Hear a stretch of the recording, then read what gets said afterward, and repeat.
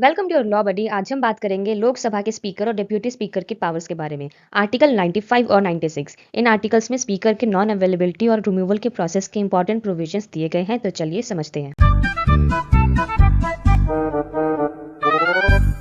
Article 95 का clause 1 कहता है कि अगर स्पीकर का ऑफिस खाली हो जाता है, यानी स्पीकर रिजाइन कर दे, रिमूव हो जाए या फिर कोई वजह से अपने पोस्ट वेकेंट हो, तो उस समय स्पीकर की ड्यूटीज डिप्यूटी स्पीकर संभालते हैं। लेकिन अगर डिप्यूटी स्पीकर का ऑफिस भी वैकेंट है, तो प्रेसिडेंट किसी मेंबर ऑफ पार्लियामेंट लोकसभा को अपॉइंट कर सकते हैं, जो स्पीकर की ड्यूटीज टेम्पररी परफॉर्म करेंगे। देन हमारे पास है क्लॉज 2। ये कहता है कि अगर स्पीकर किसी सिटिंग में प्रेजेंट नहीं है, तो डिप्यूटी स्पीकर उनकी जगह प्रिसाइड करेंगे। और अगर डिप्यूटी स्पीकर भी एब्सेंट है, तो लोकसभा के रूल्स के अकॉर्डिंग कोई और मेंबर स्पीकर की तरह एक्ट करेगा। अगर रूल्स के थ्रू कोई फिक्स नहीं है, तो हाउस यानी लोकसभा डिसाइड करेगा कि कौन उस सिटिंग को प्रिसाइड करेगा।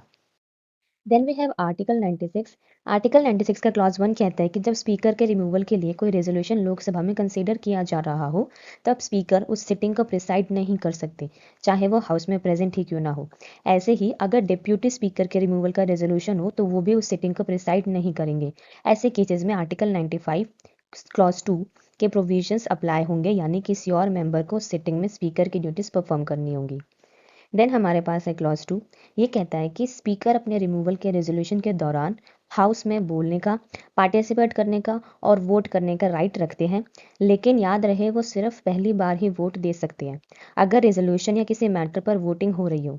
इक्वल वोट्स होने पर स्पीकर का कास्टिंग वोट अलाउड नहीं होगा, जो अदरवाइज आर्टिकल 100 में दिया गया है।